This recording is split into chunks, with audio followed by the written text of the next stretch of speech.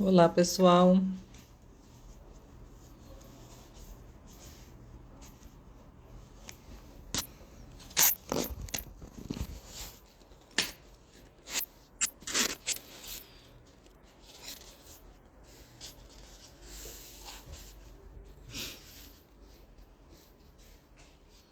Oi, pessoal. Vamos esperar um pouquinho o pessoal chegar.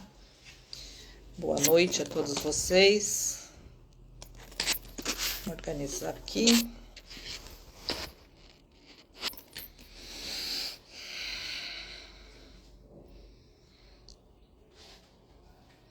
Oiê.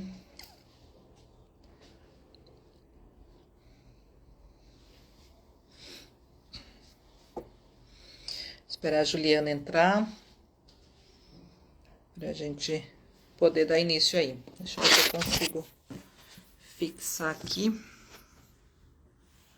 na live.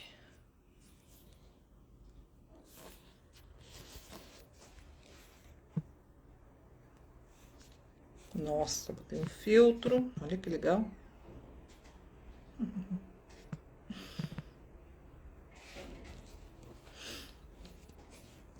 Oi, Ju. Vamos esperar um pouquinho o povo chegar. Juliana vai solicitar a entrada. Ah, o Zaio tá com saudade. Vamos ter que ver esse moço.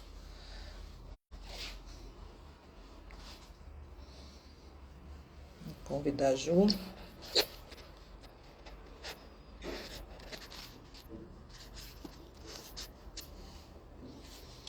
Hoje a gente vai falar um pouco mais sobre crenças limitantes e o que isso tem impactado aí na saúde bucal ou na falta da saúde bucal dos pets. Espera aí.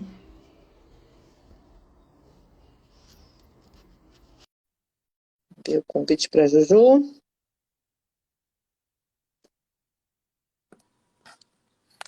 Oi, Tudo bem? Boa noite. boa noite. Boa noite E aí, a todo mundo. Oi, Carmen.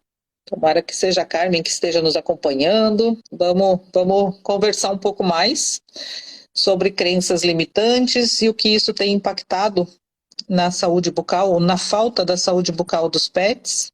Então, quero agradecer a Juliana pela paciência e mais uma vez pela parceria aí. Quero que você se apresente para esse povo. Então, boa noite. Estamos aqui mais uma vez, então, com a Lu. E dessa vez a proposta é que a gente fale mais de crenças limitantes. Eu sou Juliana Moraes, sou coordenadora da Qualivets. Trabalhamos com medicina integrativa, com o objetivo de trazer qualidade de vida em todas as fases do pet. E aí hoje faremos muitas perguntas para a Lu, então me dispus a estar aqui representando um pouquinho do pessoal que tanto tem dúvida, dos haters, de todo mundo. Estou aqui representando todo mundo e vou falar tudo o que passa na nossa cabeça quando o assunto é o trabalho da Lu. Isso vai ser bem enriquecedor. Eu disse, a Juliana vai praticamente me entrevistar e fazer o papel aí de advogada, né? dos descrentes, vamos dizer assim. Mas como a gente vai falar de crença, né? Crença limitante. Então, Ju, eu começo a te perguntar, né, desde já, se a saúde começa pela boca, isso é uma coisa que a gente escuta muito e a gente debate muito, se a nossa saúde deveria começar pela boca e a dos pets, né, está na nossa responsabilidade, né, trazer e manter saúde para eles e longevidade. Então, por que essa conta, vamos dizer, não fecha, né? O porquê se a saúde começa pela boca e os pets apresentam, principalmente os cães e gatos, apresentam em torno de 80% de algum grau de doença periodontal, a gente já está falando da doença, ou seja, a falta da saúde bucal está presente em mais de 80% dos nossos pets. Por que isso acontece? Né? Então, Lu, ontem a gente estava estudando, inclusive com você, né, no nosso grupo aí de estudo, e você trouxe uma colocação bem legal, que foi dividir entre 3 indivíduos na crença limitante, né? Que todo mundo envolvido ali no processo tem crenças. Então, nós tutores, e aí me coloco aqui como tutora, e me coloco de novo como médica veterinária. Então, e só eu já faço parte de 2 grupos, e aí tem a crença do pet em si, que a gente acha que não, né? A gente fala, não, mas pet tem que crença. Então, com você, eu queria dividir um pouquinho isso para que a gente pudesse abordar todas. Então, no momento, acho que a primeira é a do pet, né? Acho que o primeiro envolvido aí, o maior interessado na história é o pet. E aí a gente entra um pouquinho nas nossas universidades, na nossa formação, né? Gosto de falar da minha, porque da dos outros eu não sei. Então, não vamos generalizar, mas eu não tive nada na universidade sobre dente. Eu fui aprender quantos dentes o cachorro tem na boca com a Luciana. E aí a Lu mesmo fala assim, não, mas gente, isso tá no Google, é só googar lá e isso conta. Só que nós, veterinários tutores, não googamos, então a gente não vai atrás dessa informação. E de fato, a gente esquece que o bicho tem boca. E aí eu coloco no cachorro, no gato, porque não é abordado. Então a gente, tá bom, passa e parece uma coisa impossível. E as pessoas que realmente gostam dessa área, né, que tem o pessoal que vai aí para odontologia, é como se fosse uma especialização realmente única e que ninguém mais pudesse olhar a boca do pet, né? Só os especialistas. E que não é verdade, né? Chega no especialista quando realmente não tem mais saúde bucal. E por que que a gente não faz essa manutenção, né? Você deve se deparar com isso aí todos os dias. Sem falta. Bom, então vamos só definir o que são crenças limitantes. Tudo que nos limita, né, a dar um passo em prol do que quer que seja, e às vezes é em relação à saúde, seja a nossa saúde mental, seja a nossa saúde emocional, seja a nossa saúde física. Por que que eu, Luciana, com 49 anos, não busco uma atividade física com frequência? Qual a crença que me limita a isso? O que que eu acredito, ou o que que me fez acreditar que esse passo, né, por que que eu bloqueio isso? Então, as crenças limitantes, elas podem ser formadas de dois modos, duas maneiras, né? Ou por uma repetição de experiências, onde a gente recebe ou a gente percebe que é uma carga, né? Uma carga ou um significado emocional. Então, assim, na teoria parece complicado, mas não é. Então, assim, por repetição, a gente acaba deixando de fazer coisas. Então, toda vez que eu busquei uma atividade física, eu não me adaptei, eu não me condicionei, eu tive dores, ou seja, eu já vejo que aquele significado emocional para mim, que foi mais traumático do que benéfico, já me limita. Então, é um tipo de crença, é uma forma da gente criar as crenças. E outra é pelo acontecimento, por uma coisa mais forte, uma demanda mais forte, tipo um peso emocional maior, que pode, então, a gente tem dois tipos, né? As fobias, que são, né, os medos, e os traumas. Tem medo que a gente não explica. Tem gente que tem medo de barata, não adianta você dizer que a barata não tem dente, que a barata... Não adianta, tem medo. Então, é fobia mesmo, e tem traumas. Olha, eu fiquei com medo de barata porque um dia eu pisei num lugar que tinha milhares de barata e eu fiquei traumatizada. Então, uma coisa é você vir com um negócio que você não explica, e o medo, né, as fobias, às vezes a gente não tem o acesso, né, isso pode estar muito mais profundo, e outros é que a gente realmente se traumatizou com aquilo. Então, isso é só um resuminho rápido para a gente trazer isso para a realidade. Então, o que são crenças limitantes dos pets? O que o cão traz como dele e que a gente, como ser humano, e que está humanizando esses animais, né, trazendo... Então, o cachorro, de umas 2 décadas para cá, ele deixa de ser cachorro de fundo de quintal e passa a ser um cachorro de dentro da casa e de cima da cama. Os cachorros hoje, eles têm as escadinhas para facilitar que ele suba e desça, para que as articulações não sejam forçadas e tal. Ou seja, tudo, ou tem tutores que decidem dormir no chão, porque o seu pet não pode mais subir na cama, e são vários que a gente tem isso. Então, assim, porque essa humanização afasta esses animais da realidade para a qual eles nasceram, né? E a gente não traz, junto com a humanização, hábitos que são do ser humano, e a gente não quer passar isso para o pet. Não quer não, por falta de conhecimento, né? Então, por que que os animais não aceitam, né, uma manipulação adequada por uma escovação dentária? Já estou indo para a crença do pet, né, do cão. Porque os meus dentes, eles trazem com eles, nos registros deles, registros, né, de DNA, a gente está falando do lobo cinzento que deu essa origem ao nosso hoje cão, com mais de 300, sei lá quantas raças, mas nada mais é, o DNA é o mesmo do lobo. Então, se o cão, né, descende do lobo e o lobo tem uma boca assim, né, com marcada dentária, composta, se for adulto, de 42 dentes, um cão deveria ter 42 dentes, nem todos eles têm 42 dentes, nem todos os dentes nascem em todos os cães, e a gente vai vendo que isso já é por cruza e por várias questões, e também pela lei do uso e do desuso, né? Então, chegando na primeira crença limitante do cão, se os meus dentes, eles foram feitos para duas coisas. A primeira é sobrevivência, alimentar. As duas é a mesma coisa, é sobrevivência. Uma para se alimentar, então eles usariam os caninos para perfurar as presas, os incisivos para tirar pena, pelo, chegar no couro dessa carcaça, os pré-molares, principalmente o carniceiro, que é o quarto pré-molar superior, seria para rasgar esses pedaços de carne, e lá atrás os dentinhos molares, que tem mesa dentária, que é para quebrar ossos. Então, um lobo, né, ou um cão que ainda tenha acesso a esse tipo de vida, que ainda luta pelo seu alimento, ele usa os dentes para se alimentar. Depois disso, outra coisa é para defesa. Então, para me defender, eu também ataco. Né? Na defesa, eles atacam. E atacam com o quê? Com os dentes. E então, se o animal foi feito para isso e ele foi trazido para uma realidade onde ele ganha tudo triturado ou mesmo comida bioapropriada, mas sem ter que caçar, ele já não usa todo o conjunto de dente, mesmo que ele ganhe uma alimentação à base de ossos, né, e carne e ossos, mas ele não tem, cadê a pena, cadê o pelo, então os incisivos ele já não vai usar, e a gente está exigindo deles, né, que eles se adaptem a isso e sem manifestar nenhum tipo de estresse, e tá tudo certo.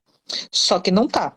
Então essas duas crenças, que eu digo não é crenças, essas duas realidades que a gente tirou dos animais, por essa humanização e essa proximidade, já é o primeiro entrave.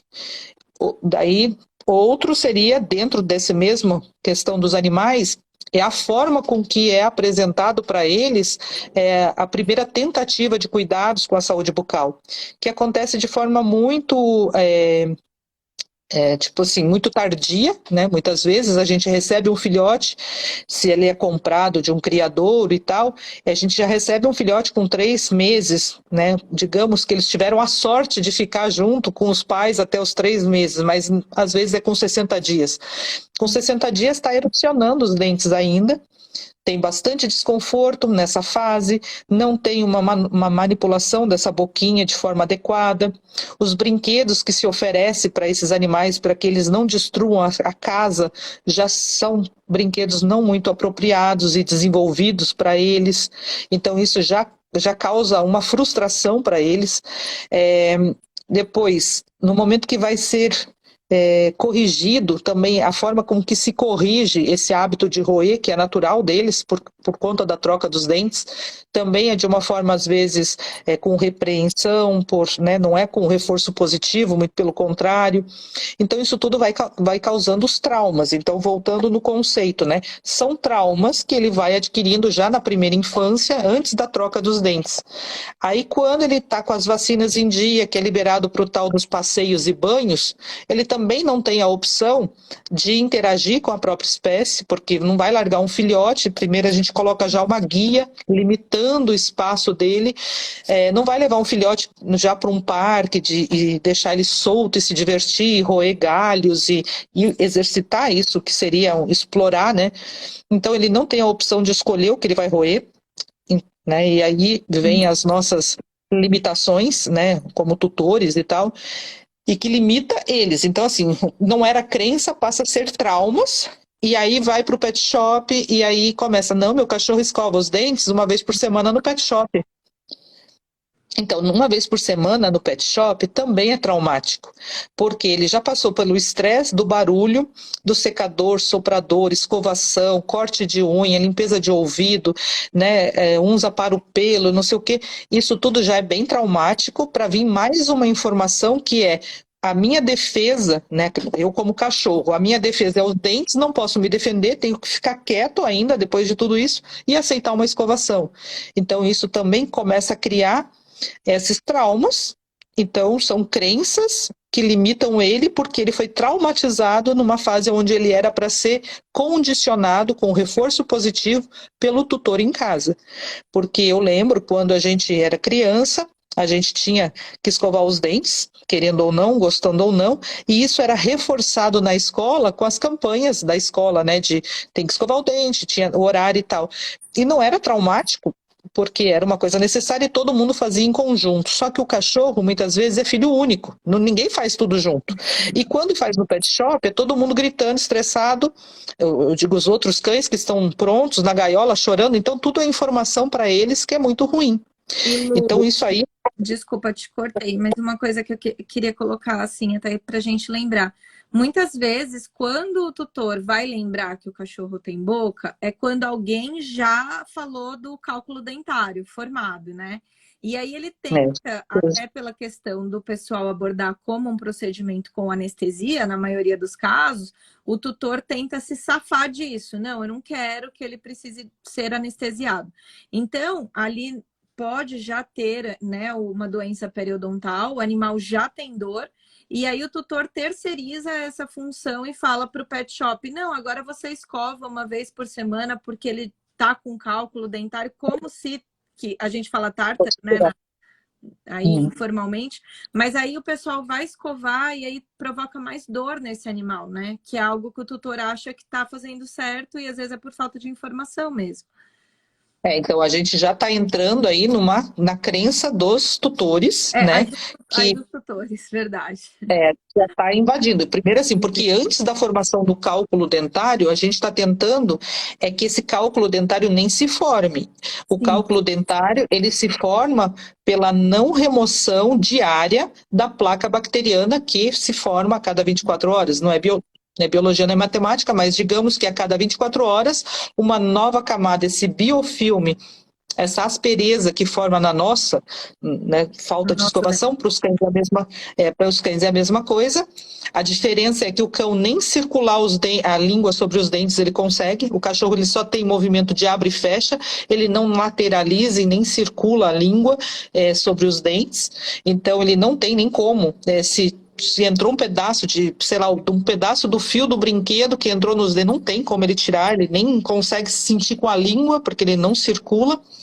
E outra coisa, antes de chegar a formar o cálculo dentário, a gente está trazendo aí a história desde o filhote, tem ainda a questão dos dentes descidos, aqueles dentinhos de leite que não caem até os seus 8 meses de idade, 1 ano, e que isso passa desapercebido pelo colega clínico, muitas vezes, que vacina esse cachorro todo ano, né, com todas as milhões de vacinas e nunca olha numa coisa que às vezes é gritante, é uma má formação, uma má oclusão, ou alguma retenção desses, né, os dentes descidos que estão persistentes, e isso passa desapercebido, ele só vai se atentar a isso quando o tutor vem, então, com a questão, meu cachorro está com mau hálito, porque ele dorme na minha cama, ele me lambe e eu não suporto o cheiro que fica na minha pele quando ele me lambe.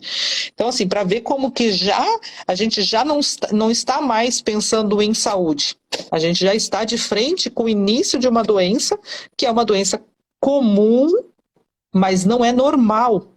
É comum os cães terem doença periodontal? É comum, mas não é normal. O normal seria eles não ter.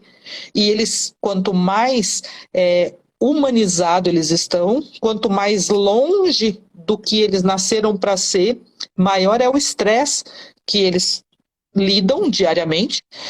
Esse estresse pode ser estresse emocional, estresse ambiental, né, pelo ambiente, pela falta de interação com o ambiente, por codependência, ele se torna totalmente codependente desse dono, desse líder da matilha, que é o tutor, e também isso aumenta, né, níveis de cortisol, que altera toda essa microflora, todo o que está compondo essa saliva, e eu falo que cães domiciliados, cães humanizados, a chance de eu encontrar doença periodontal neles é bem maior do que um cão que vive na rua com os seus, né, andarilhos aí de rua.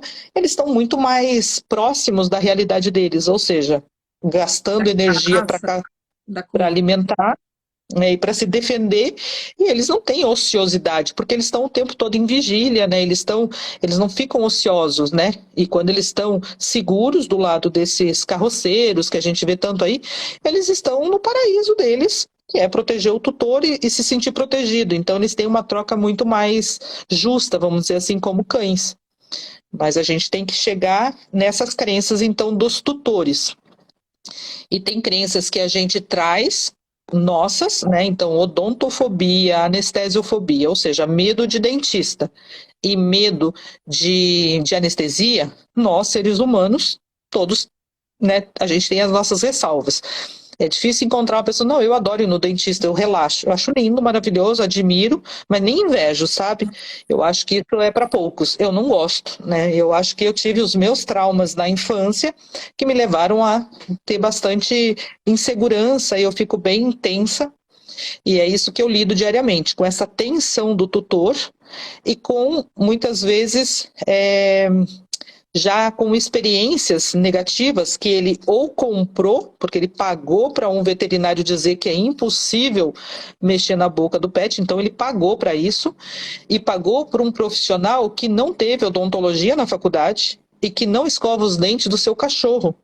Esse mesmo veterinário, então a crença desse veterinário é: se eu não dou conta, ninguém dá conta de fazer. Se eu não dou conta, não vou mandar para um especialista porque eu vou passar vergonha. Mas assim, sabe? eu, te seguindo e estudando com você, sempre me questiono assim, da onde saiu isso?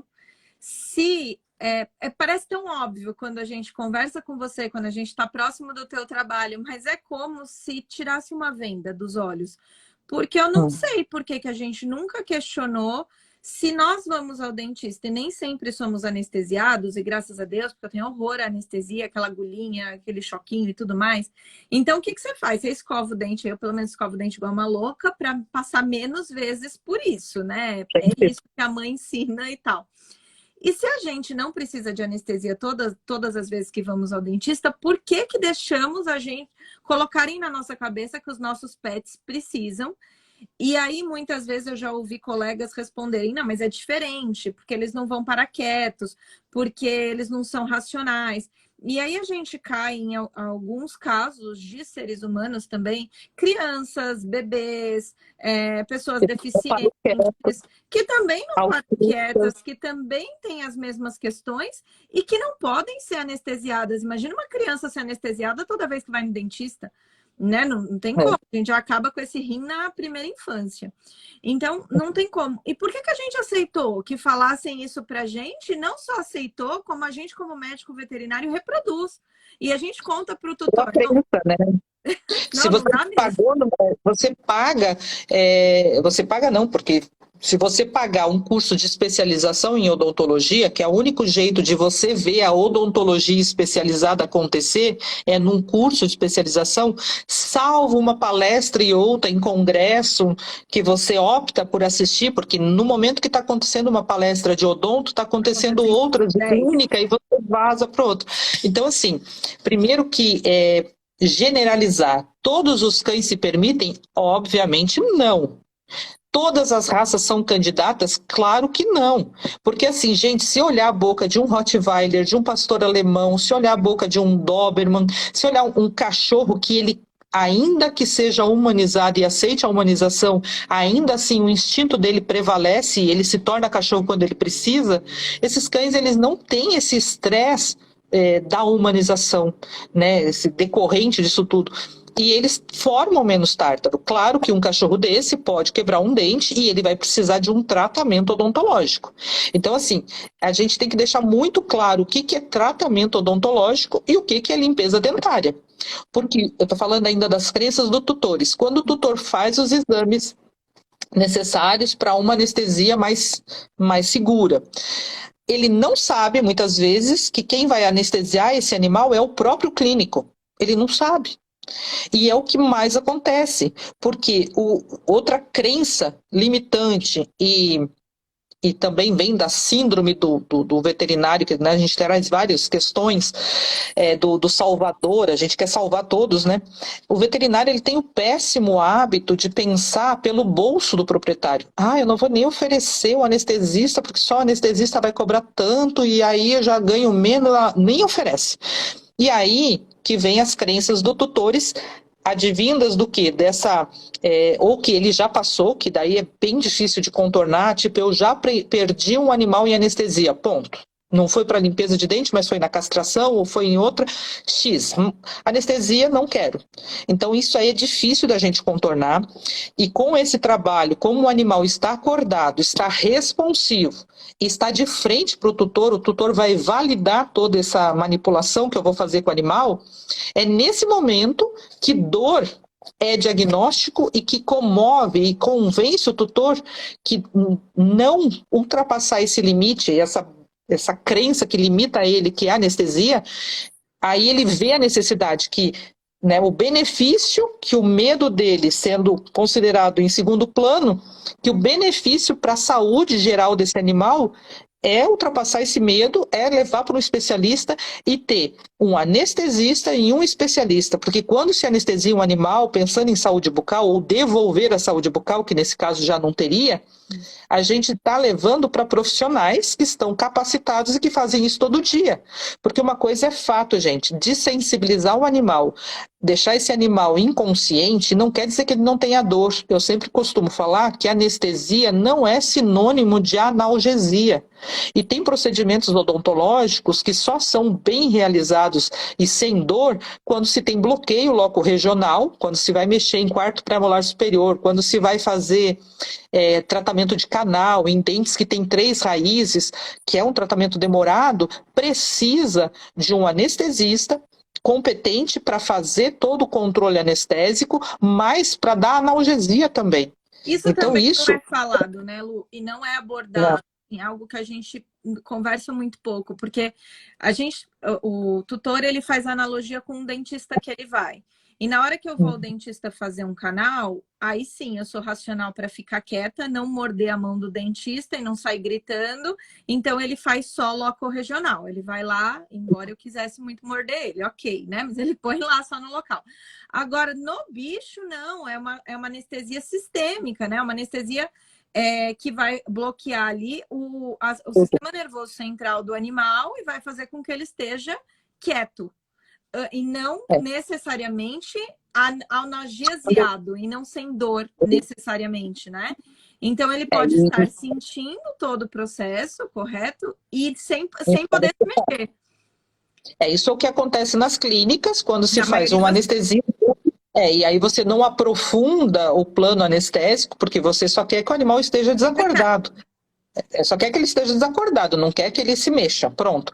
Então, assim, e que aceite o tubo, né? Porque tem que entubar, porque você vai usar, no caso de um animal anestesiado, muito provavelmente vai se usar ultrassom dentário, que elimina jato de água, para que ele não vá fazer falsa via aí para a traqueia, você bloqueia a traqueia com tubo, né? E aí você conecta lá no gás anestésico e vai mantendo essa anestesia. Mas isso nem sempre acontece, tá? Porque muitas vezes se coloca um ketapum, que a gente fala como veterinário, ou seja, uma aplicação intramuscular de 2 fármacos e para uma que a gente chama de anestesia dissociativa, o animal vai sentir, o animal não vai poder se mexer, não vai poder reagir, você não tem os parâmetros deles monitorado, ou seja, um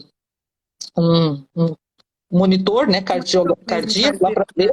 Então, você não sabe se ele está sentindo dor, ou desconforto, ou o que seja, né? E às vezes nem entubar é entubado esse animal, você coloca num plano né, com a cabeça mais caída, porque não vai. Então, assim, gente, é isso que me deixa muito triste, porque daí vem as crenças que o tutor adquire, né? Ele projeta no animal aquilo que ele ouviu, né? Então, assim, o meu cachorro não vai passar por isso. E aí vem crenças também do tutor em relação às raças. Por exemplo, o Cavalier, a gente sabe que é um cachorro que traz algumas alterações, tem uma longevidade menor, a expectativa de vida de um Cavalier não é uma expectativa de vida tão longa, então o tutor já acha que com 5, 6 anos o cachorro já vai ter problema cardiológico, então assim, é difícil você trazer segurança para esse tutor. E outra coisa que deixa bastante intimidado o tutor é quando o veterinário ele cumpre todos os protocolos, claro que orientados, né, pelo Conselho Regional e tal, que é a assinatura do termo de responsabilidade, termo de ciência, olha, o seu animal vai passar por um procedimento anestésico e a gente não se compromete, blá, blá, blá, blá. Se tiver um termo de cirurgia, um termo de anestesia, pronto. E um termo de responsabilidade financeira, 3 papéis para ele assinar, ele já dá um passo para trás, sabe? É você criando crenças para que o tutor... Não que isso não seja necessário, só que isso tudo eu acho que deve ser falado antes do dia, na consulta, né? Na consulta que você vai fazer. Na consulta você conversar, na consulta você falar da importância de ter os termos, dos riscos e tal, mas assim, dá um tempo para o tutor assimilar isso, para que quando ele chegue no procedimento, ele já chegue e entregue o animalzinho, isso pensando num procedimento com anestesia.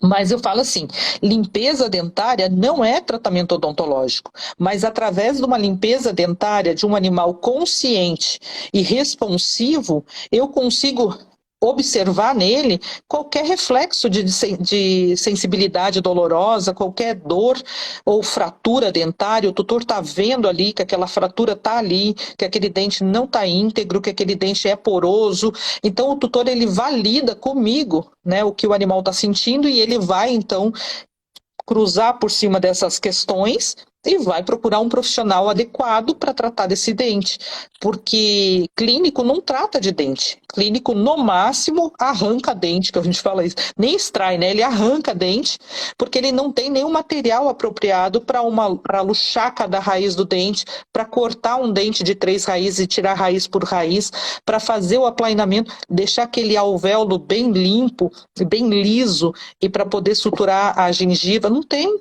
Então, assim, às vezes arranca dente que já tem mobilidade, que isso aí é fato, e aí vem todas as questões, né? Mas são questões até piores, né, Lu? Porque pelo que... E aí eu tomo muito cuidado de não generalizar, mas ao mesmo tempo eu tenho amigos, né, gente? Sou veterinária. E a gente nem sabe onde tem 3 raízes, onde não tem. A gente não sabe a anatomia dentária e a gente não sabe onde o dente tinha que estar. Então a gente nem percebe a falta dele, porque você não sabe que devia estar ali. E o clínico vai e se coloca nessa situação. E hoje o procedimento de limpeza dentária, eu acredito que seja um dos maiores procedimentos, aí um percentual grande nas clínicas, mas que o pessoal não tem realmente... Não é. Eu te garanto, não é. Porque assim, se fosse, não se tinha... e assim, imagina que algumas raças, por exemplo, o Spitz alemão, tem Spitz que eu faço de 3 em 3 meses a manutenção, tem Spitz que eu faço de 6 em 6 meses. Então, assim, você imagina anestesiar um Spitz alemão 2 vezes por ano. Não. Qual clínico que dá conta dessa demanda? Primeiro, porque é uma demanda bem alta. E qual a segurança que esse tutor exige, né? Então, eu vou entregar meu animal a cada 6 meses e vai estar tudo lindo. E aí tem todos os exames prévios, cardiologista, não tem, o povo não faz não, mas isso. Eu digo assim, né, Lu? A gente sabe a quantidade de cachorro, até a gente conversa também sobre isso, né? Tem muito mais boca do que veterinário, é absurdo, não tem nem o porquê. Mas a gente vê nas clínicas que é um assunto abordado até pelos tutores. Acho que precisa fazer limpeza, mas já num grau avançadíssimo. Tanto é que a gente vê que o pessoal anestesia quando é para tirar dente, é quando não tem mais o que fazer, é quando não suporta mais o cachorro respirando perto. E mesmo assim é muito, mas as clínicas não estão preparadas para esse tipo de procedimento, né? Não, não estão, e aí que eu gosto de mostrar, né, as aberrações que a gente vê por aí.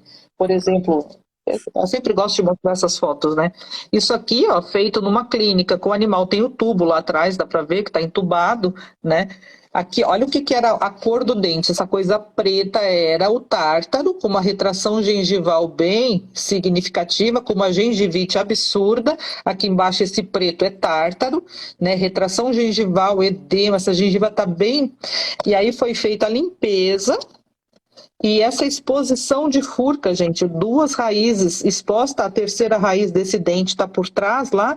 Aqui, ó, retração com exposição de furca dentária, exposição de furca. Aqui, ó, exposição de furca dentária, dente com duas raízes, dente com duas raízes. Provavelmente esse dente aqui, esse pequenininho, tem mobilidade. E como entrega um animal assim para o tutor e não sente vergonha? Porque não sabe, então, assim, né? Nem sabe que não deveria estar assim. Então, isso aqui, e anestesiou, e muito provavelmente o tutor gastou com, tipo assim, tem um gasto emocional e um gasto financeiro envolvido. E não se fez nada ali. Só fez o quê? Mostrar algo e não fazer nada.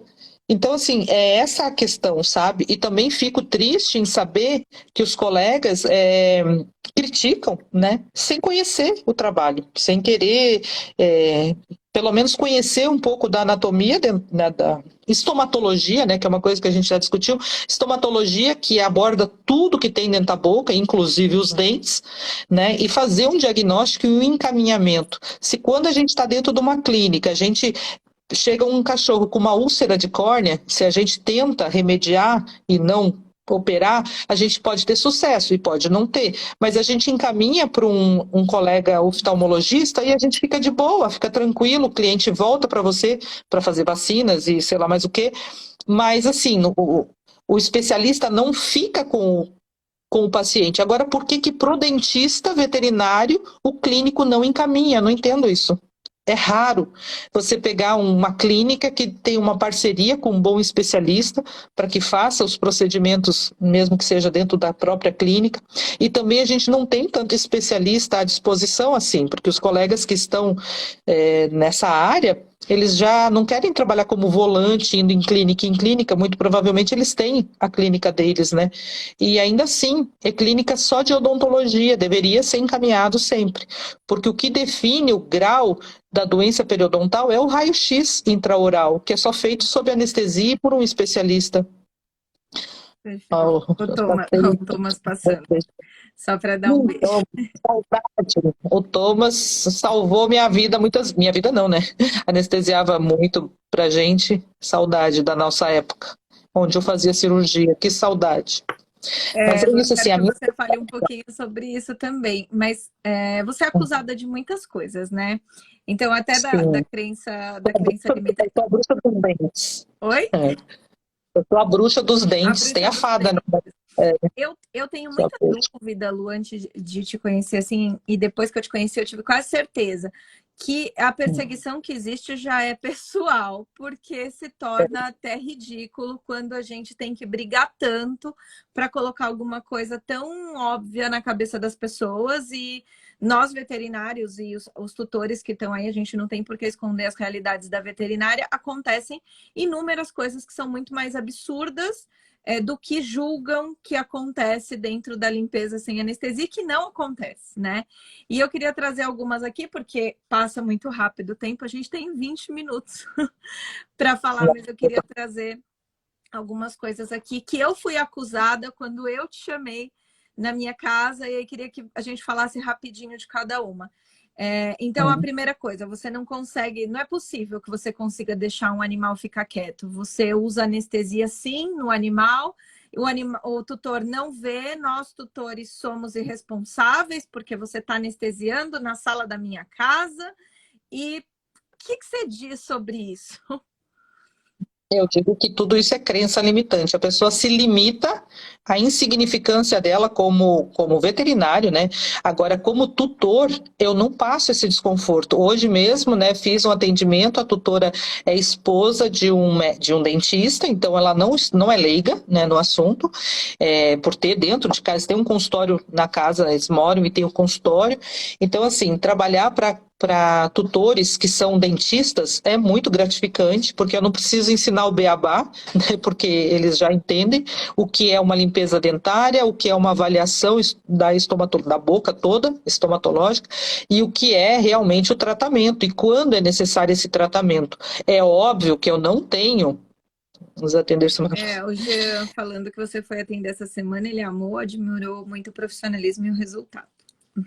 Então, a vantagem da gente estar junto com o tutor, esclarecendo as dúvidas, desmistificando, né, essas coisas que muitas vezes são assuntos intocáveis dentro da clínica, então nem se mexe em boca, não se vê, não se fala nada, né? Então, assim, eu falo que a gente tem, dentro da clínica, tem o banho e tosa, o pet shop do lado, ou junto com a clínica.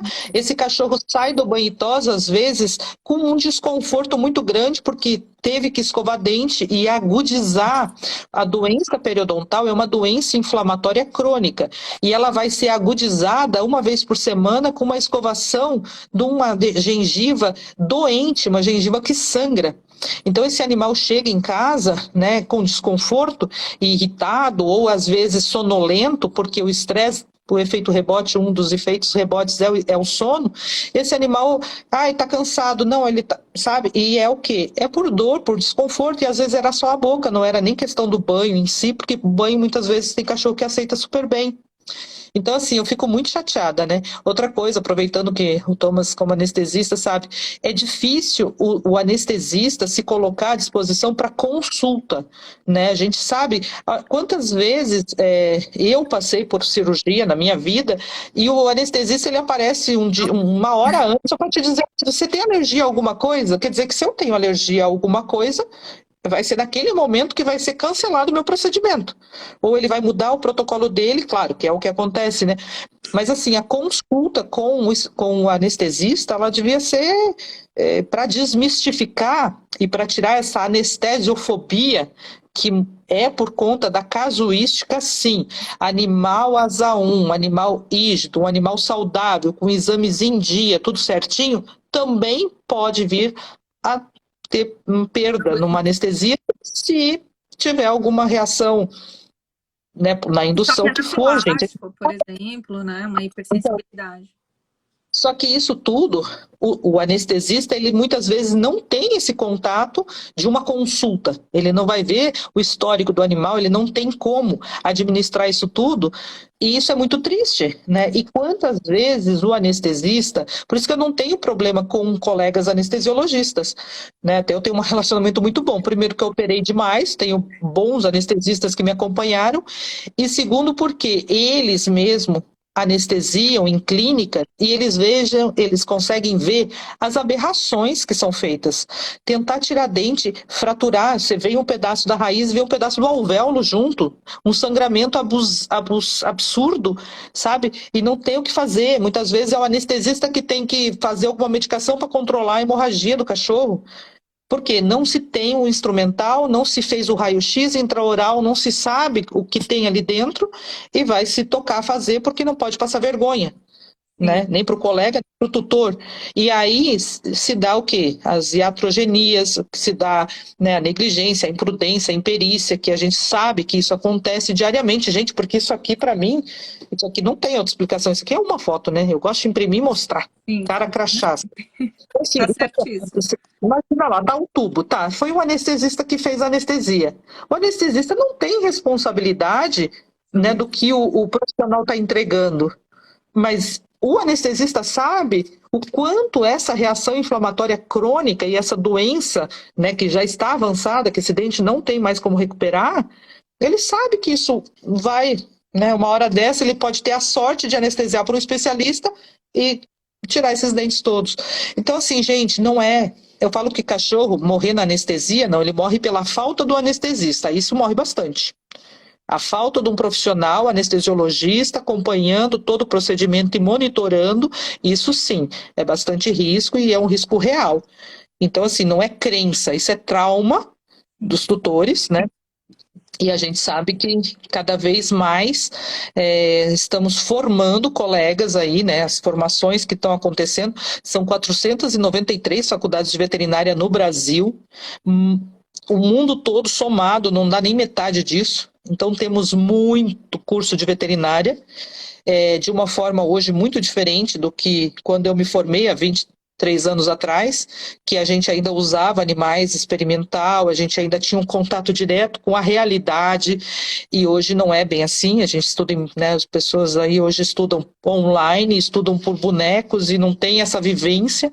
A casuística odontológica nos hospitais veterinários das faculdades, pelo menos na que eu estudei, era baixa, porque não se leva num hospital, não se leva para limpar dente num hospital, né? Então, assim, é bem difícil. Não, a não ser que seja num hospital. Aí hoje se tem aqui em São Paulo grandes hospitais que você tem ainda, né, profissionais especialistas que atendem, mas assim, não é comum, né, um hospital de faculdade, a não ser a USP, porque foi dali que cresceu, que criou-se todo, né, abriu então abordagem da odonto, né? essa abordagem odontológica, graças à formação dos nossos professores maravilhosos, que eu admiro e respeito e honro. E tem um livro, inclusive, né? Quero chegar aí, Lu, quero chegar aí. Mas vou voltar ao cachorro para você chegar aí. Mas tô te dando a chance de você se defender, é importante essa live. Que eu sou defensora da Lu, eu faço isso sozinha, e agora hoje eu tenho a ajuda. Meus advogados que lutem. Advogados que lutem. Mas eu tô lá no cachorro, Lu. Quando a gente descobre, nós tutores, nós veterinários, então você não anestesiou o cachorro escondido da gente, isso não aconteceu, e você não faz hipnose, quando há essa descoberta, aí a outra pergunta, né? Então, o que você fez pro bicho ficar quieto? Tem alguma coisa que você faz que você não conta, alguma bruxaria, alguma coisa, e aí você é atacada de novo, falando então, então não é confiável, porque se o bicho ficou quieto, não, ela tá errada de novo. Então, eu falo que é condicionamento e conexão, né? Porque eu explico para o tutor. Informação para o bicho, né? É nítido que você não chega com mimimi na nossa casa. Eu queria que você falasse um pouco disso, que nada mais é que uma informação. Então, a abordagem que eu ensino, que eu mostro para o tutor, que o animal entende como linguagem corporal e como linguagem que ele traz desse registro arcástico, né, das informações que ele tem, mesmo ele não tendo vivenciado a primeira infância junto com a ninhada, junto com a mãe e tal, ele traz isso como um registro. A gente sabe coisas que a gente não sabe explicar, a gente faz coisas que a gente não sabe explicar.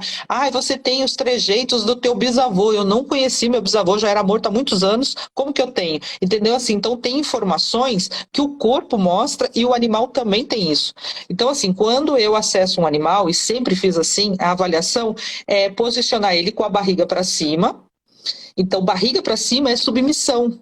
E quando eu coloco a palma da mão no tórax do animal, em contato com o coração e próximo da jugular, eu estou passando uma informação para ele, que é assim, se você não é o mais forte, você não revida, finja-se de morto, porque é assim que as espécies vão evoluindo, né? Você vê quando tem dois cachorros brigando, o que não dá conta, ele fica submisso, ele vira de barriga para cima, tipo, eu me rendo, né? Tipo algumas, aquela coisa, bate 2 vezes na mão para a luta, né? Com a mão na cadeira. Então, assim, essa informação, como que eu descobri isso? Fazendo. Né? Porque quando eu vejo nos Estados Unidos, essa técnica é bem difundida lá, é feita por técnicos, eles fazem uma abordagem parecida, só que eles colocam o cachorro no meio das pernas e muitas vezes eles enrolam as perninhas e os bracinhos do cachorro para dar uma segurada na movimentação do corpo, né? E para dar essa referência, tipo assim, de contenção. Eu não gosto, eu gosto que o animal esteja livre, eu gosto que ele esteja com as mãos livres, como eu estou com as mãos livres, e o dentista levanta a mão que eu sei que está incomodando.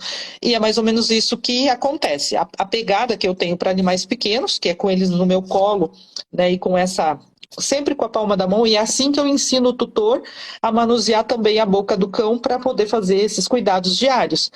né, sempre fazendo essa informação. E para condicionar esse animalzinho, faça isso várias vezes por dia, não necessariamente para mexer na boca, mas posicionar ele de barriga para cima para que ele confie que você é o líder e que você está passando segurança, ele não vai morrer e ele pode acessar coisas boas, porque o toque da cureta com o dente remete também eles a uma informação. Para eu tirar foto dos dentes, eu tenho mais dificuldade do que eu passar a cureta. Para eu passar a escova, para fazer polimento, passar a escova, a tacinha de borracha, eu tenho mais dificuldade do que com a cureta. Porque a cureta, em contato com o dente, ela faz um som, ela faz aquela raspagem, o cachorro associa isso como roer. Então ele vai acalmando pelo contato com a cureta e esse rec-rec que faz essa quebra de cálculo. Isso é bem interessante, porque o animal ele vai relaxando e a troca de energia, né, porque ele está tentando lidar com essa informação nova, ele produz calor. Então o cachorro começa a respirar mais tranquilo, respirar pela boca, e aí facilita o acesso da face lingual, né, que é a parte onde fica em contato com a língua, quando ele exterioriza a língua, para poder respirar, trocar calor, e é onde eu consigo fazer, então, a abordagem dessas partes mais delicadas. Então, é um processo, é uma técnica, não é pegar, virar e fazer. Não, é uma técnica. A pegada nos dentes também remete uma informação.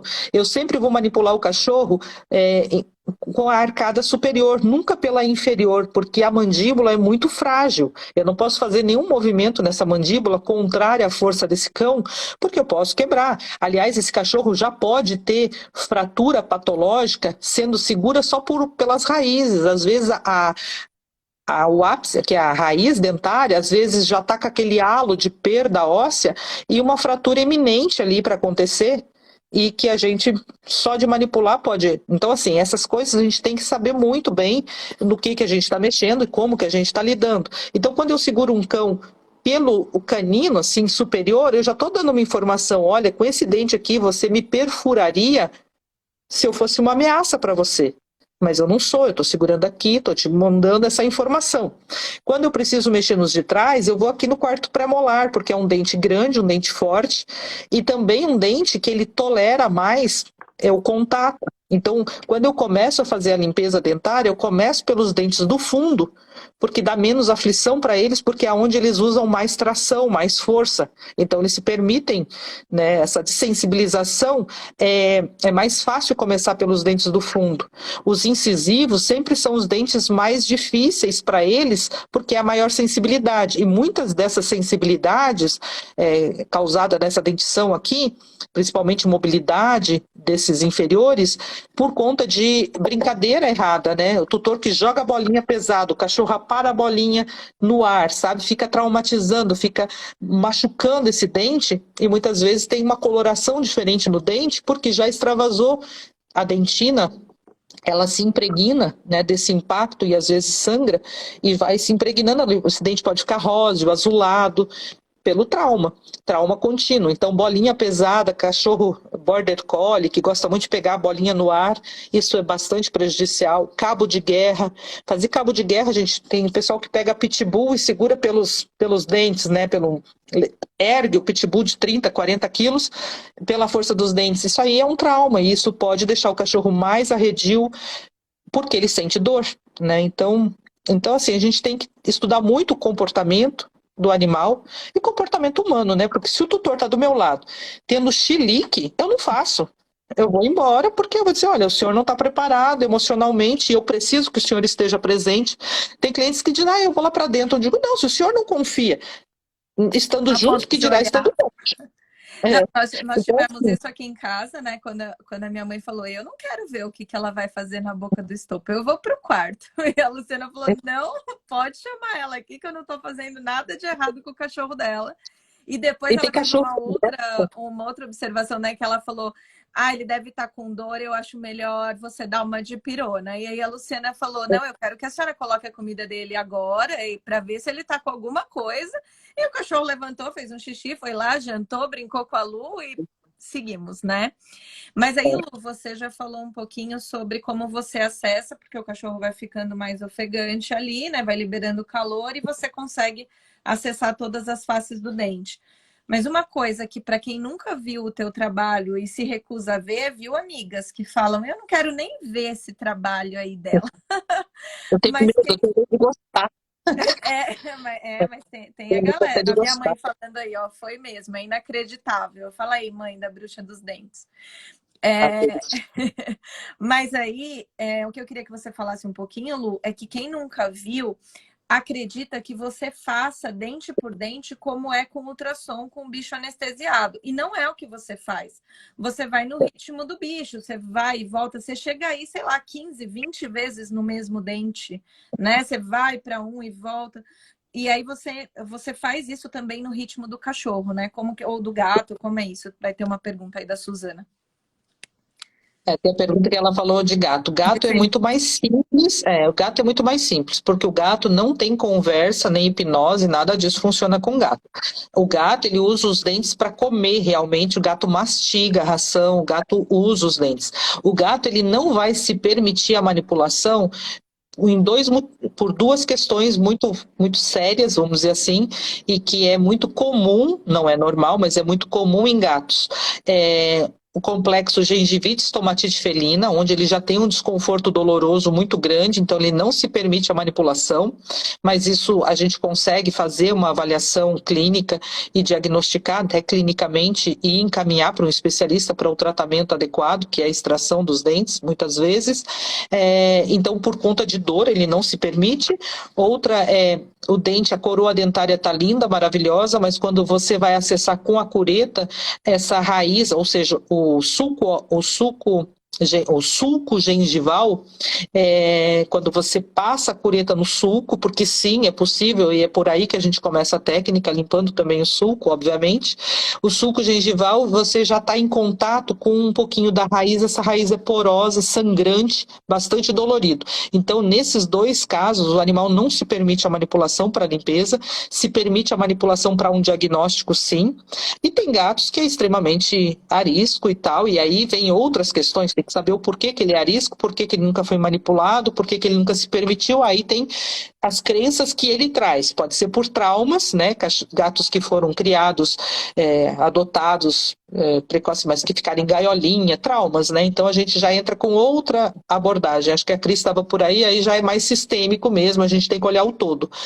Mas gato também tem menos dente, né? O gato tem 30 dentes. E dos dentes dos gatos, o dente que mais forma cálculo dentário e que mais se perde por doença periodontal daí, e não por reabsorção dentária, que é essa segunda coisa que acontece muito em gato, que é reabsorção. A coroa tá bonita, mas a raiz está toda consumida.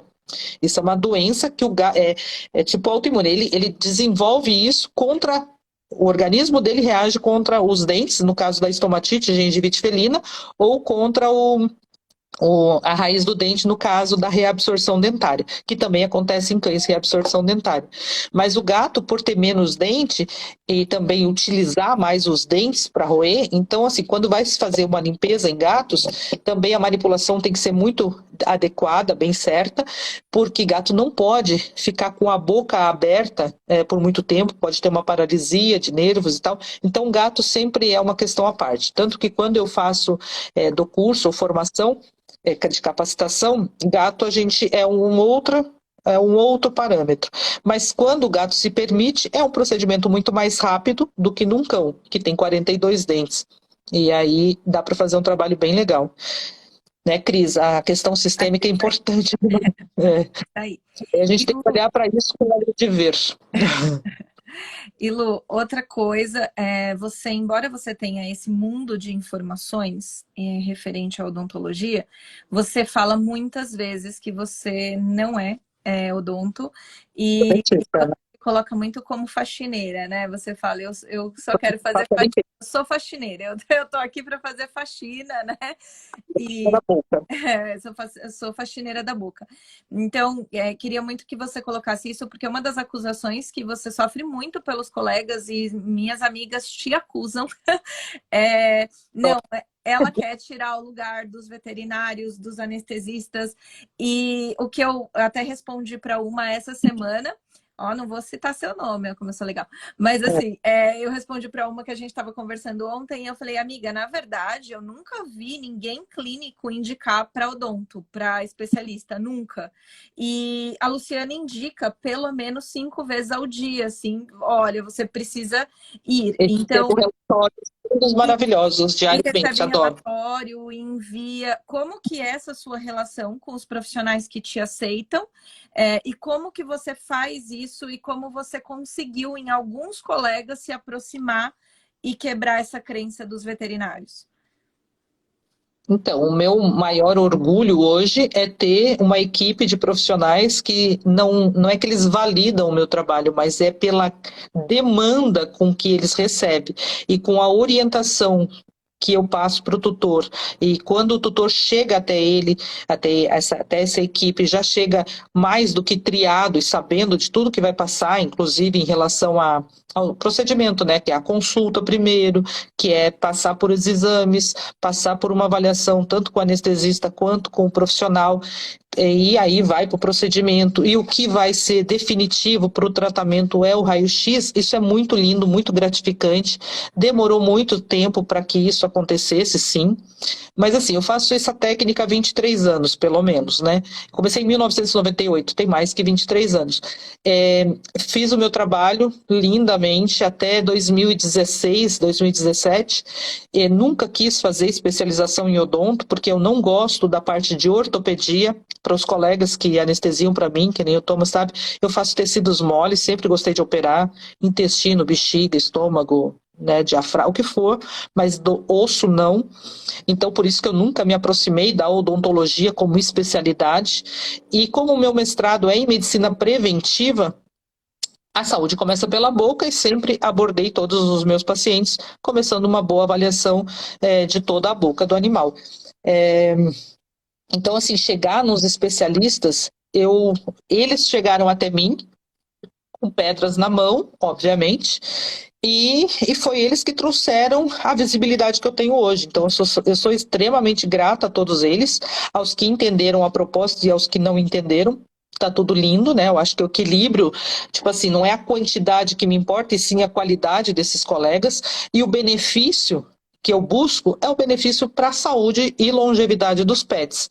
Então, assim, eles querendo ou não, eu sempre indiquei, sempre encaminhei, só que antes, também por crenças minhas, né, que aí vem crença dos tutores, crença dos veterinários, por crença minha como profissional, que faz uma coisa que está fora da cartilha, né, eu falava para os tutores, olha, você fala que o clínico identificou essa fratura no dente e encaminhou. Não cita o meu nome, ou se citar o meu nome, quando eu encaminhava muito para Provete, para outros lugares, eu encaminhava, fazia encaminhamento, estou encaminhando o paciente, tal, na esperança de receber o relatório e nunca recebia. Então, assim, eu encaminhava, mas sempre com essa ressalva. Olha, se você, como tutor, falar que você buscou uma alternativa não convencional, principalmente para um especialista, isso pode soar muito ruim, e eles podem pegar isso como tipo assim, te cobrar mais, ou sei lá. Eu tinha muitas questões pessoais. Graças a muito me trabalhar nisso, né? Me autoconhecer e conhecer o meu potencial ou o que eu tinha para oferecer e estar alinhada com o meu propósito mesmo de vida e de trabalho, eu comecei a realmente deixar o cliente muito ciente do que era preciso e livre para ele escolher. Até o momento que um colega veio querer ver o meu trabalho e viu, sentou do meu lado e viu, foi o único que quis assistir. Encaminhei muitas vezes e muitos animais para esse colega especialista, já que eu admiro e respeito muito.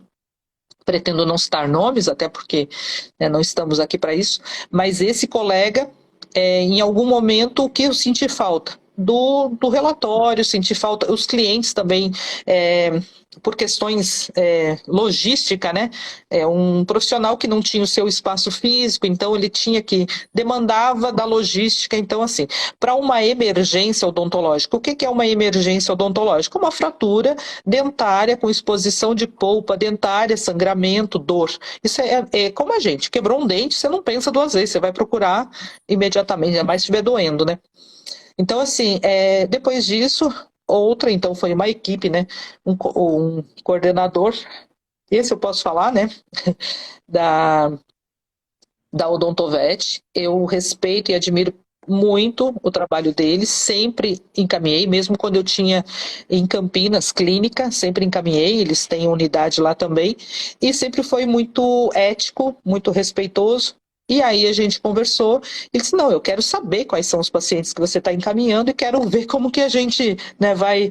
E daí tem sido lindo, nesses últimos 2 anos, uma parceria, não é parceria, porque na verdade eu não me considero parceira de ninguém, e não considero, eu considero ético, entendeu? Assim, eu encaminho para um profissional e não para uma equipe, e eu só tenho recebido feedback positivo e relatórios maravilhosos. Então, assim, para mim está tudo muito alinhado hoje. Agora, o que isso vai repercutir, não sei. O que importa para mim é a saúde geral, né, do pet. E eu sei que voltando no começo da live, né, se a saúde começa pela boca, por que se tem 80% dos cães com doença periodontal? Por que a doença periodontal é a doença de maior, vamos dizer assim, né, tá lá 80%. Não tem 80% dos cães diabéticos, né, somando todos os cães. 80% de diabético não existe, 80% de renal não existe, 80% de cardiopatia não é assim. Então, por que a casuística de doença periodontal é tão alta? Porque falta o olhar para isso e poder prevenir antes que se adoeça uma boca. E de que forma? Tirando essas questões de crenças do animal, que é fácil, é condicionamento no dia a dia. Se ele aceitou a humanização, e ele só não fala, né? Mas tem cachorro que não pode latir, gente. Tem tutor que quer que eu cortar a corda vocal lá, sei lá, teve até cirurgia, debate sobre isso, porque o cachorro não pode latir. Então, se o cachorro não pode ser cachorro e quer ser gente, por que não escova os dentes? Ah, porque ele não deixa, claro que ele não deixa, não é orgânico para ele não foi feito para isso. Mas ele também não deixava usar, ele não precisava usar roupa, ele se permite. Tem cachorro que odeia usar roupa e ainda assim põe roupa no cachorro, né? 13 graus em São Paulo é inverno, né? É desse jeito. Exato. E Lu, deu nosso horário, mas eu só queria finalizar com você, assim, se você puder dar 3 conselhos, um para cada um, na verdade, um para os veterinários, né? Veterinários que não é nem conselho, é informação mesmo. Como que faz para chegar perto de você? Porque eu vejo que parece que você morde, também é uma crença limitante, então não morda, Lu, não morda nossos colegas. Então, assim, sei lá, foi tão simples. Ah, como que você viu o trabalho? Bom, eu vi chamando na minha casa. Ah, mas eu não quero chamar para o meu cachorro. Tá bom, não chama. Acompanha ela em um qualquer, acompanha no meu. E aí as pessoas não aparecem. Como que elas fazem para se aproximar de você e conhecer o teu trabalho? Isso é muito difícil ou qualquer um pode fazer? Eu acho assim, se tratando de colega ou estudante, eu estou sempre aberta, sempre estive, nunca, né? Já comecei até a desbloquear hater, coisa, mas tem um monte. Tipo assim, entrou no meu perfil, falou o que não deve e não está disposto a me chamar no particular para conversar, eu bloqueio. Isso é fato. Eu não tenho tempo para administrar, é uma coisa que eu sempre falo. Não tenho ninguém para administrar minhas redes sociais e nem a minha agenda. Então, assim, o conselho que eu dou, antes de criticar, me chama no privado. Né, eu vou demorar para responder, talvez um dia ou 2, mas eu respondo. Não, eu não mordo, mas eu rosno, eu falo alto. Eu sou uma pessoa que eu me considero muito acessível. Dar conselho, não, eu já dei muita informação, hoje eu vendo, porque as pessoas valorizam mais, né? Então a gente montou o grupo de mentoria, acho que fluiu bem, foram 2 meses, foram 4 encontros online, a gente tem... Morde não, é o morto. Cat, é o morto. Então, assim, eu sinceramente, eu tenho uma visão romântica da profissão, eu gosto de trabalhar em equipe, eu sempre trabalhei com os especialistas, sempre encaminhei, sempre achei isso muito lindo, e eu acho que todo mundo sai ganhando. Essa coisa de pensar pelo bolso do proprietário é um conselho, sim, que eu dou, não pense pelo bolso do proprietário, porque tem proprietários que deixam de fazer milhares de coisas por ele para poder fazer pelo animal. Então, assim, a gente tem que oferecer, tu não pode chegar e simplesmente como a Cris ainda está aí, tipo assim, entra no vazio. Quando você vai para uma consulta, você... só tem cara de brava mesmo, sabe? Ela tem... Então, assim, entrar no vazio, sabe? Você entrar e oferecer todas as informações que você tem, não segurar a informação. Eu procuro nunca segurar nada comigo, eu acho que tem que fluir. E estudo, né? Primeiro para os colegas que querem debater sobre, um debate eu sempre acho muito lindo, respeito as opiniões, né? E concordo, primeira coisa, se vai falar, escuta primeiro, né, o que eu tenho para dizer. Tratamento odontológico se faz sob anestesia sim e com especialista, ponto. Limpeza dentária, com ou sem anestesia, é limpeza dentária, nada mais do que isso. Acho que isso resume bastante as coisas. Resumiu e falou tudo para todo mundo, então. E agora, assim, precisa aí eu vou fazer o que você não quer que faça, que é fazer a vez dos tutores aqui, que tem um monte de gente te procurando, a sua agenda é um caos. E quem quer o seu serviço faz o quê? E aí eu sei que depois dessa live vai ter mais 100 mensagens aí no teu celular, não tem jeito. Então, o que eu falo é assim, a gente tem que abrir a mente dos colegas, né, veterinários. O que eu peço, o tutor que está entrando em contato, que está demorando sim, agora domingo eu vou liberar a agenda de outubro, novembro e dezembro, sendo que a de outubro para São Paulo já está lotada. Eu libero outubro porque outubro eu viajo, vou para Florianópolis, então já anunciando, e vai ser no domingo, porque eu passo o domingo preenchendo a agenda, chegou segunda-feira não tem mais horário na segunda-feira. Em novembro eu também viajo, vou para Londrina, vou para Curitiba, começo de novembro, dezembro Rio de Janeiro novamente. Então, assim, não é falta de vontade. Aí as pessoas me perguntam, Luciana, se a demanda de São Paulo é tão grande, por que você sai para outras cidades? Questão de logística e questão de responsabilidade, porque você é responsável por aquilo que você cativa. Eu cativei a confiança de muitos tutores fora de São Paulo, e o trabalho é manutenção de saúde bucal. Se eu não me comprometo junto com o tutor a fazer essa manutenção, eu vou abrir espaço para novos, e esses novos não vou dar conta também de fazer manutenção de 3 em 3 meses, 6 em 6. Então, o que é importante? É atrair mesmo veterinários que queiram aprender a técnica, porque é uma técnica, não é milagrosa, não é nada, é uma técnica. E o Dr. Ricardo Zanini já está trabalhando em São Paulo, já tem uma demanda grande para ele. Ele me acompanha desde 2019. Você, né, Juliana, está fazendo o curso. Em breve eu tenho. Porque assim, as mesmas perguntas que eu tenho, né, que me fazem, mas vai sentir dor, mas o cachorro vai parar. Você trabalha com agulhas, você agulha o cachorro inteiro, ainda faz muitas vezes, né, com moxa local e coisa. Então, assim, é contenção, e não é contenção de 10 minutos, é uma contenção de 1 hora. Então, assim, por que não? Se você está condicionando o animal numa posição confortável para ele, né? Quero fazer o curso. Eu estive na Europa, você me procurou, Marcela, não fui até a Espanha. Quando é o próximo curso? Na Espanha, em abril, se Deus quiser, eu vou para... Ele está lá na Espanha, ele trabalha com uma técnica muito interessante também, um cara que vale a pena seguir aí, gente, Marcelo. Então, assim, eu realmente quero que os colegas clínicos, né, se aproximem sim, para tirar a venda dos olhos e poder ver além, né? Porque se eu sofro pressão dos colegas especialistas, com razão, porque não me conhecem, não conhecem meu trabalho, saiba que isso aqui foi feito por um clínico e eles também não gostam disso. Os especialistas não gostam de ver isso, gente. Ninguém gosta de ver isso. Nem o tutor deveria gostar, mas o tutor também está cego, e por isso eu digo, tira a venda dos olhos do tutor é importante, né? E não é só isso, né? Eu mostrei isso, mas tem coisas bem sérias, assim, que, por exemplo, fratura de dente de canino com exposição de... Isso aqui, com certeza, reabsorção, né? Dentária, da raiz dentária. A gente pega tecido persistente, esse dentinho de leite ali, um cachorro com um tubo, olha lá, o antes...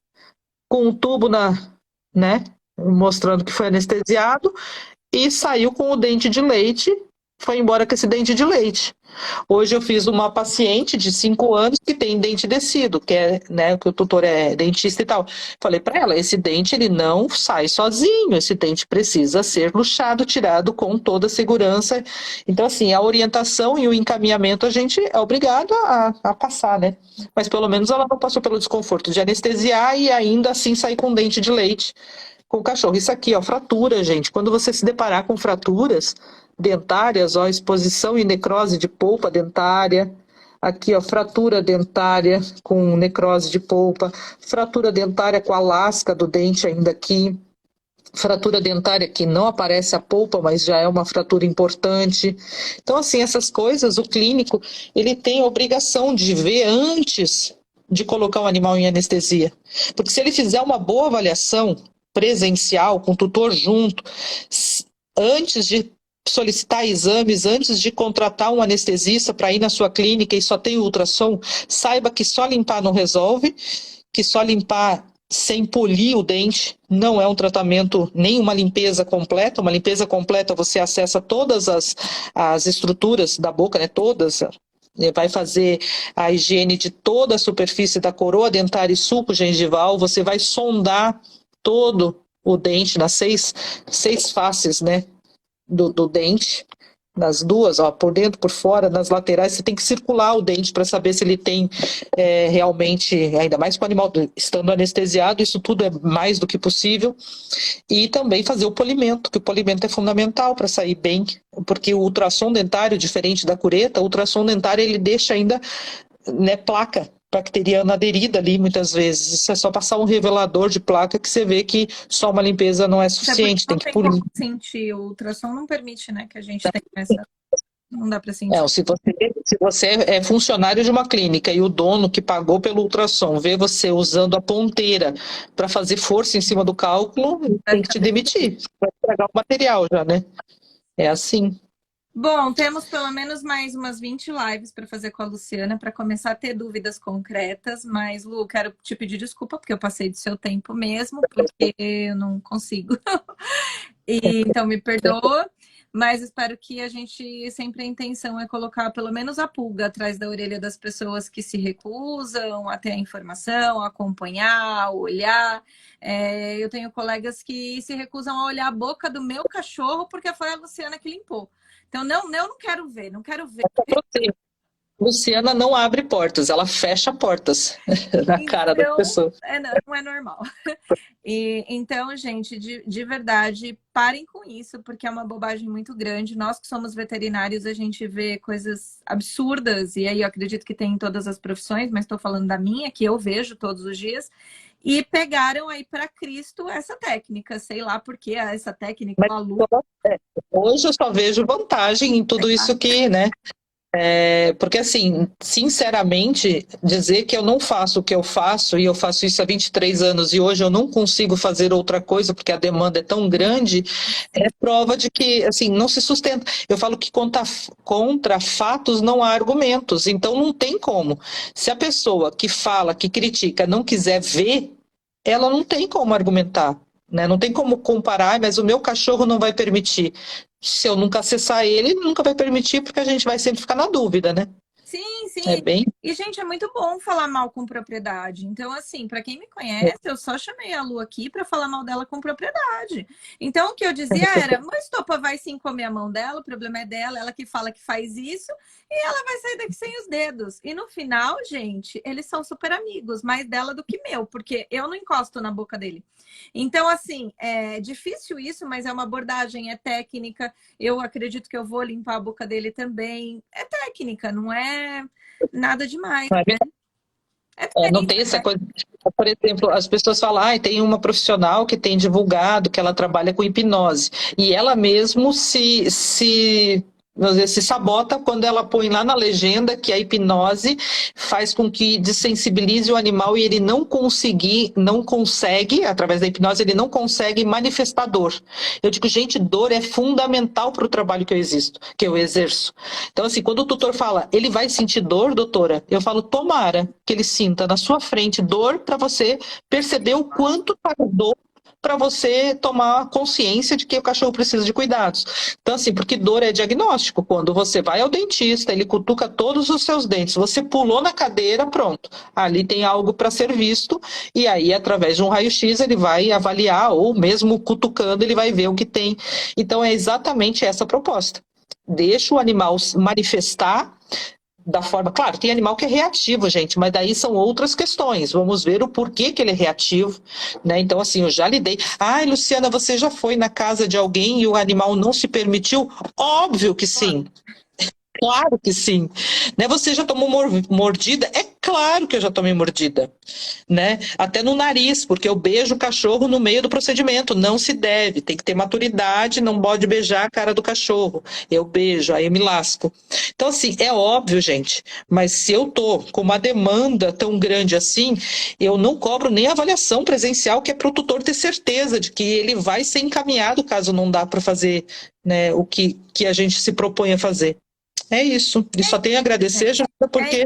Obrigada, Lu, mais uma vez. Obrigada mesmo. E seguimos aí, gente. É de pouquinho em pouquinho. Quem viu essa live, conta aí para 3 amigos que viu e para desmistificar, e assim a gente vai conseguindo, né? Então, assim, tentando apaziguar, mas sem esperanças de que fique apaziguado, é dizer assim, ainda sigo à disposição dos colegas especialistas, porque a demanda é grande e eu tenho que convencer não somente o tutor de que é o especialista, e também a se deslocar dentro de São Paulo, ou vir de Santos, ou da onde eu atendo, né, para esses colegas que recebem muito bem os tutores encaminhados por mim, e que são, assim, hoje trabalham em prol do animal, devolvendo a saúde bucal e ainda reforçando, olha, eu devolvo a saúde bucal e você mantém essa saúde até quando é possível, porque às vezes o cachorro no meio disso tem uma fratura, já aconteceu,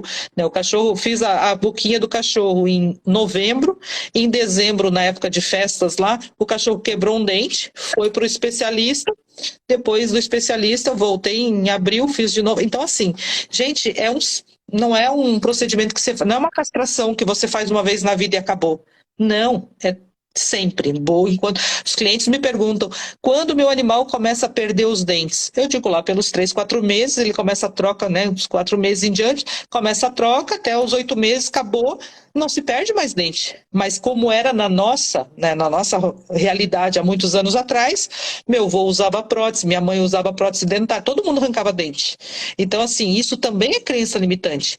Tutores idosos me perguntam, meu cachorro vai perder os dentes porque é comum perder os dentes. Esse tutor já não tem dente.